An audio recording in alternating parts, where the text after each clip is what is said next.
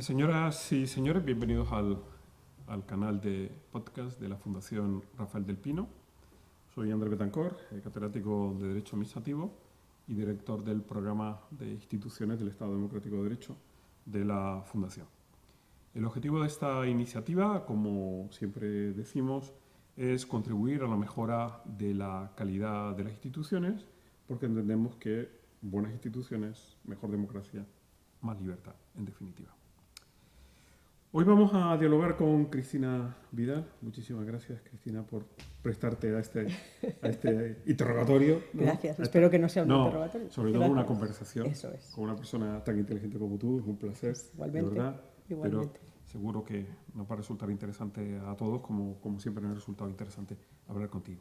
Cristina Vidal, abogada del Estado en excedencia, socia de Pérez Llorca, abogado, y experta sobre todo en regulación financiera. De verdad. Muchas gracias, Cristina. Gracias. Bueno, vamos a conversar sobre tu ponencia. Una ponencia muy interesante, muy completa, muy sugerente, de ideas que ponen de manifiesto esa combinación que es particularmente extraordinaria. Es decir, gente que tiene un pozo, digamos, dogmático, ¿no?, que eres capaz de trascender de los eventos para ir al plano institucional que tanto nos interesa, con una experiencia. Tú eres una abogada experta en los temas de regulación financiera, por lo tanto, esa combinación lo hace particularmente sugerente esta ponencia tuya. Bueno, bienvenida, Cristina, te lo repito. Muchas ¿no? gracias. Vamos a dialogar sobre tantas cosas sobre las que hablas en tu ponencia. Yo creo que hay una idea que es la que da sentido, ¿no?, a tu ponencia, porque tu ponencia, que no lo he dicho, por cierto, no lo he dicho sobre el papel institucional de los supervisores financieros en el Estado Democrático de Derecho. Regulación, confianza y libertad económica, ¿no? El papel de los reguladores, no de los reguladores, de los supervisores.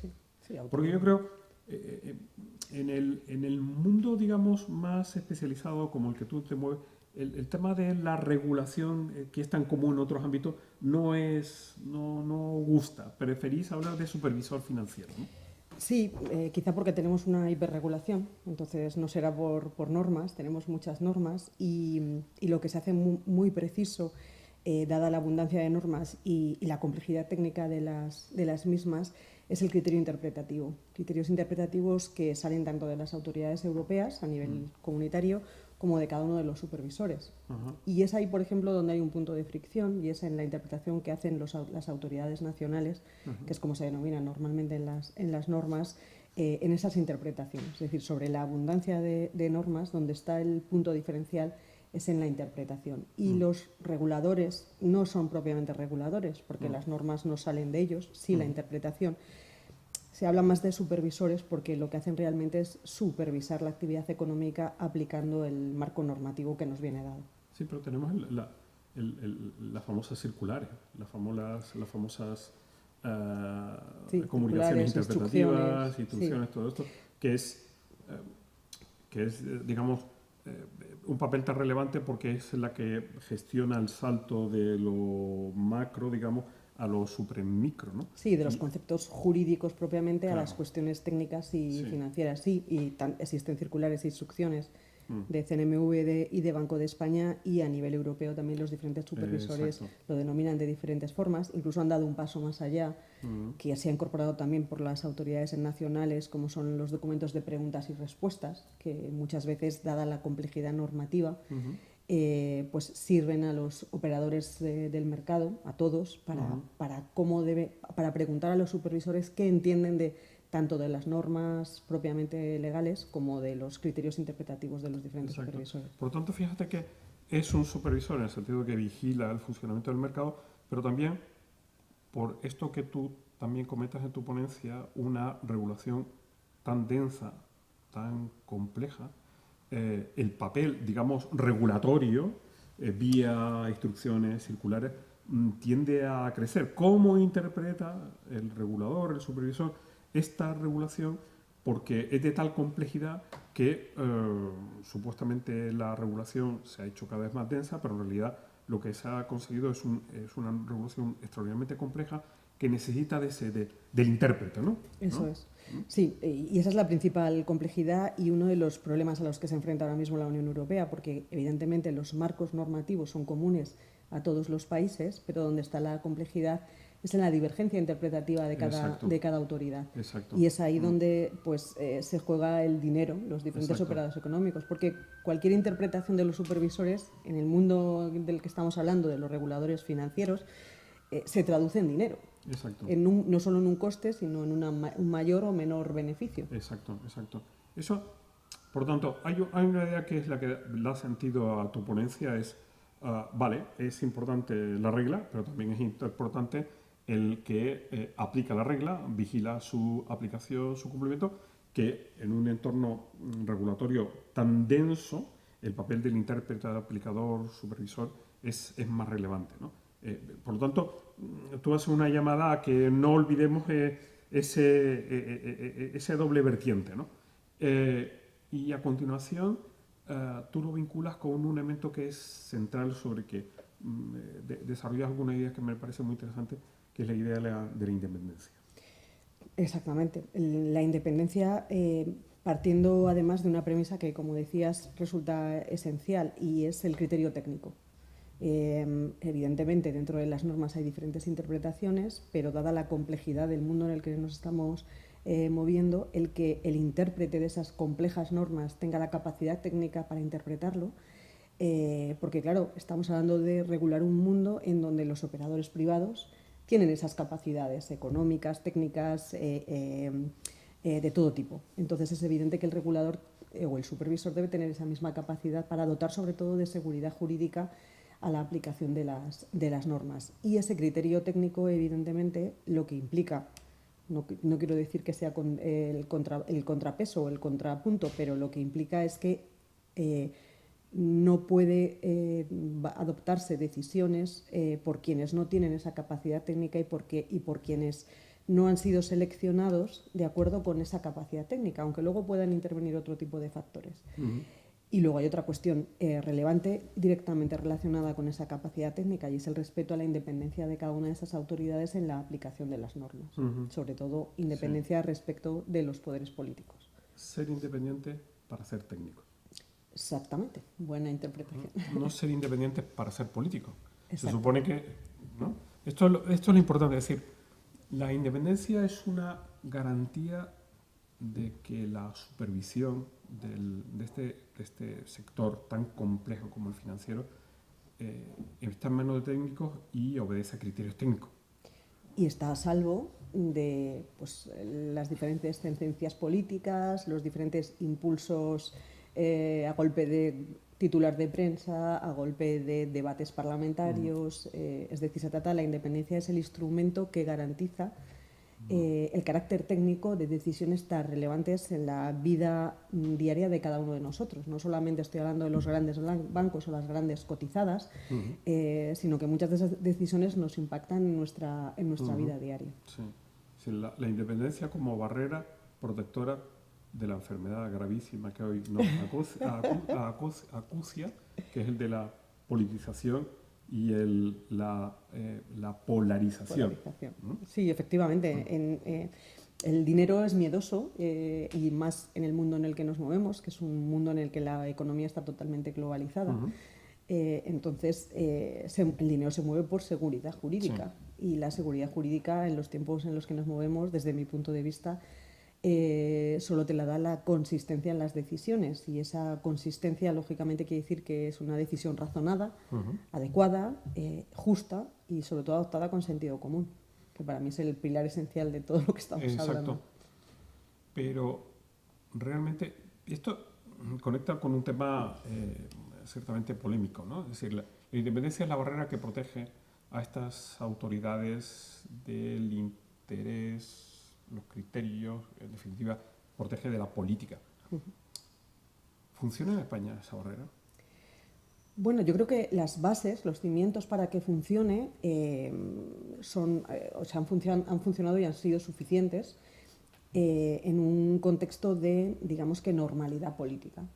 Durante 40-50 años yo creo que los supervisores financieros y en general todos los supervisores pues han actuado con cierta independencia. Es verdad que en España hay una cierta tendencia a que los altos cargos, las autoridades que representan estos supervisores son designados por las autoridades políticas y eso evidentemente ya introduce un sesgo, una duda de esa independencia. Pero esa falta de independencia en el nombramiento, en general, luego no se ha visto reflejada en la actividad ordinaria de ese supervisor dirigida por esa o esas personas designadas por cargos políticos, porque la independencia no solo se demuestra en el momento del nombramiento, sino también y sobre todo en el ejercicio. Exacto. Quizá en España a día de hoy, la polarización ha hecho que haya más dudas acerca de esa independencia, como digo, no digo en el momento del nombramiento, sino en el ejercicio. Pero no solo por el propio funcionamiento de los supervisores, que yo creo que en términos generales siguen actuando de forma independiente, sino porque los poderes políticos han ido invadiendo esferas de decisión o ámbitos de decisión en donde normalmente no intervenían. Y al intervenir, pues por un lado hay una desigualdad de armas, porque lógicamente en ese debate un supervisor independiente no puede entrar a la confrontación con un partido, sea el que sea, a diferencia de lo que ocurre entre los diferentes partidos. Entonces no hay igualdad de armas, porque los partidos políticos al final utilizan muchísimas armas y tienen el poder de la comunicación. Claro, la comunicación, la divulgación, la acción vía comunicativa, en fin, es decir, no es el momento ideal, no es el contexto ideal para la independencia de estas autoridades, no solamente en este ámbito, sino en cualquier otro, ¿no? Eso es. Lo que estamos viendo con el Poder Judicial, que es la representación quinta esencial de lo que debe ser la independencia. Eso es, sí, claro, es un poder del Estado. No puede haber otro más independiente que el Poder Judicial, Efectivamente. ¿no? Evidente, porque en definitiva estas autoridades se mueven en el ámbito, digamos, administrativo, ejecutivo, y ahí tenemos como arma digamos, que proyecta unas, digamos, peligroso, que es el del artículo 97 de la Constitución, donde dice que el gobierno dirige la administración pública. En el momento que esto es una autoridad administrativa, una administración, ¿cómo encaja todo esto? Pero nos fijamos en la representación que está esencial de la independencia en el ámbito del Estado, que sería el Poder Judicial, y vemos lo que está pasando. En definitiva, yo creo que es un contexto malo porque el populismo de todos los partidos entienden que oye, nadie puede limitar mi poder, ¿no? Entonces, todo eso es una propuesta muy interesante respecto, que en definitiva lo que propones es que el muro de protección, llamada independencia, crezca más, ¿no? Sí, porque, como te decía, en otros sectores no sé si son tan sensibles, pero en este sector, este mundo es muy sensible a dos elementos. Uno, la confianza, y otro, la desinformación. Y son justo dos conceptos que a día de hoy pues no están del todo garantizados en el ámbito propiamente, o sea, político en general.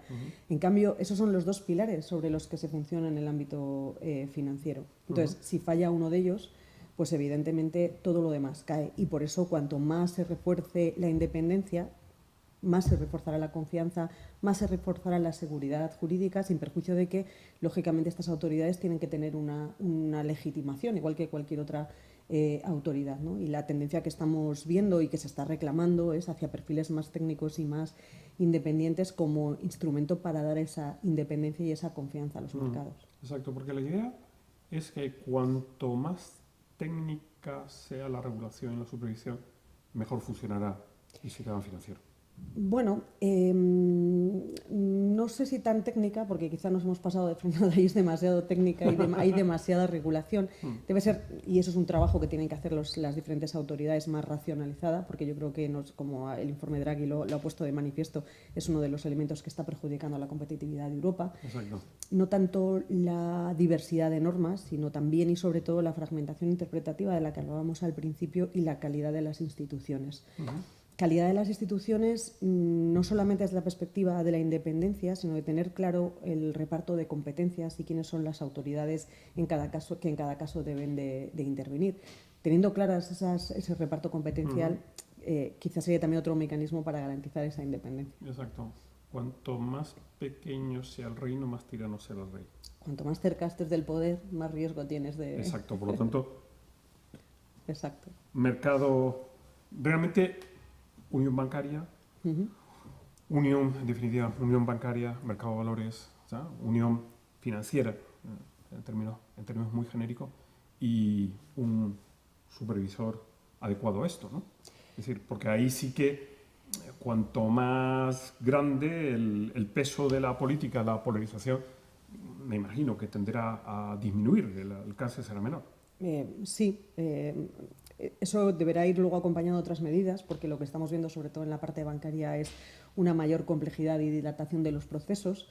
Pero sí, eso es lo ideal. Sobre Sí. todo eso, la separación lo más radical posible para garantizar esa independencia y esa seguridad de los Pero mercados. fíjate en el fondo, Cristina, que estamos dándole vueltas a unas cosas. Es decir, por un lado, no, más Europa, Ujú. pero al mismo tiempo decimos, pero menos Europa burocrática. Exacto. Es decir, sí, vale, queremos más Europa, pero si es echarnos en manos de una Europa, como denuncia el informe de Draghi, súper hiperregulatoria, pues lo que podemos ganar por un lado lo podemos perder por otro, ¿no? Sí, claro. Por eso al final mi propuesta es trabajar a nivel europeo. Y trabajando a nivel europeo se protegerá más las instituciones nacionales. La simplificación Ujú. y La quitarnos unificación de criterios interpretativos, claro, la simplificación institucional. y que entendamos que el progreso pasa por vincular, unir el tapón a la botella, pues no es el mejor ejemplo, ¿no? No. Deberíamos ir hacia soluciones un poco más inteligentes, ¿no? Eso es. No sé, hay miles de temas sobre el que me gustaría hablar contigo. No sé, mirando hacia el futuro, tal vez el tema de la inteligencia artificial, el criterio de sostenibilidad que también apuntas. Sí, bueno, esos son algunos de los retos a los que se enfrenta el sector. Toda la innovación tecnológica en un doble aspecto. Los supervisores financieros tienen que asumir los retos de los operadores, que la incorporación de la tecnología al mercado, a la actividad bancaria y a la actividad del mercado de valores va a implicar. Y por tanto tienen que adaptarse a eso, no solamente desde el punto de vista de la incorporación de esa propia tecnología, respetando lógicamente las garantías de los ciudadanos, sino también incorporando una cierta flexibilidad y adaptación a la realidad de los tiempos. Yo lo que veo en mi experiencia es que los supervisores, que tienen su sentido, mantienen unas rigideces en ocasiones que se alejan un poco de la realidad, una realidad en donde no hay fronteras, la economía es global, los operadores están en todo el mundo y como no afrontemos esos retos y otros muchos que tenemos por delante, pues Europa se quedará muy atrás de otros operadores que nos están adelantando por la izquierda a marchas forzadas en todo lo que tiene que ver con la tecnología. Y lo mismo con la sostenibilidad. La sostenibilidad no tal cual se ha entendido hasta ahora, sino, y esta es otra de las propuestas de la Unión Europea con la simplificación normativa, que si se aplican criterios de sostenibilidad no solamente sean cuestiones puramente formales, de pongo el tic de la sostenibilidad, sino que realmente tengan un impacto en los aspectos que gestionan la sostenibilidad en temas de medio ambiente, en temas de personas, y que realmente tengan un impacto real en la economía, que además eso yo creo que es algo en lo que Europa, respecto de otros grandes mercados mundiales, pues puede poner la innovación realmente, los valores europeos a través de la sostenibilidad, pero como digo, no desde un punto de vista puramente formal, sino real. Dejar tanta burocracia y atender más a la economía real. Exacto. Más Europa, pero no esta Europa. Exacto. Muy buen resumen. Yo creo que por ahí deberíamos trabajar en todos los ámbitos. Probablemente porque Europa se ha distanciado de la realidad circundante e incluso de lo que daba sentido a la propia Unión, ¿no? O sea, está limitando, ¿no? Limitando sobre los problemas y adoptando soluciones que no son precisamente lo que el ciudadano está demandando, ¿no? Efectivamente. Pero bueno, en fin, hay una cantidad de temas. Cristina, me encanta la idea esta del debilitamiento de las prácticas institucionales, cómo se está todo esto comprometiendo la legitimidad de las instituciones. el poco a poco, ¿no? Sí, Poco a poco. esto lo estamos viendo en España a todos los niveles y por supuesto también está alcanzando al ámbito del mercado de valores del bancario. Hablábamos antes de un par de ejemplos. Evidentemente un sistema democrático no solamente funciona sobre las normas de derecho positivo, también y yo creo que sobre todo sobre el respeto entre instituciones, el respeto a determinadas costumbres que se han mantenido y que han demostrado que son eficaces, pues el nombramiento del gobernador y del subgobernador. Nos encontramos ante la primera vez en la historia en donde ambos son nombrados por el partido que gobierna, por el gobierno, sin llegar a un acuerdo con la oposición. Eso que en principio no tiene por qué ser malo, porque luego tanto uno como otro pueden ejercer sus funciones igual que cualquier otro, pues ya genera un cierto pozo de desconfianza que va minando poco a poco. Y lo mismo ha pasado, por ejemplo, con alguna de las grandes operaciones transaccionales del mercado de valores que hemos visto en los últimos tiempos, en donde los supervisores, con esa discreción y ese respeto y protección de la información, han actuado, desde mi punto de vista, con mucha diligencia, a pesar de las injerencias, muchas veces con simples declaraciones, que se han producido desde los partidos políticos, tratando de hacer un uso partidista de una operación que, más allá de las tensiones geográficas o regionales, realmente como país y como miembro de la Unión Europea, pues probablemente era una buena operación, sin perjuicio de que, bueno, nunca podremos saber qué peso han tenido esas injerencias políticas en el resultado final de estas operaciones. Exacto. Bueno, podríamos seguir hablando, Cristina. Seguiremos. Un tema interesante. Bueno, Cristina, de verdad que te doy las gracias. Muchas gracias. Una reflexión muy interesante, muy sugerente, que se nota lo que decía al principio, esa combinación de una persona que tiene esa capacidad para reflexionar sobre las instituciones, su lógica de funcionamiento, y luego que tiene esos pies bien asentados en la realidad de este sector tan extremadamente complejo. Bueno, pues muchas gracias. Ha sido una conversación, como decía, muy interesante, y gracias a todos ustedes por su atención. Y les invitamos a que continúen atendiendo este canal de podcast de la Fundación Rafael del Pino. Muchísimas gracias.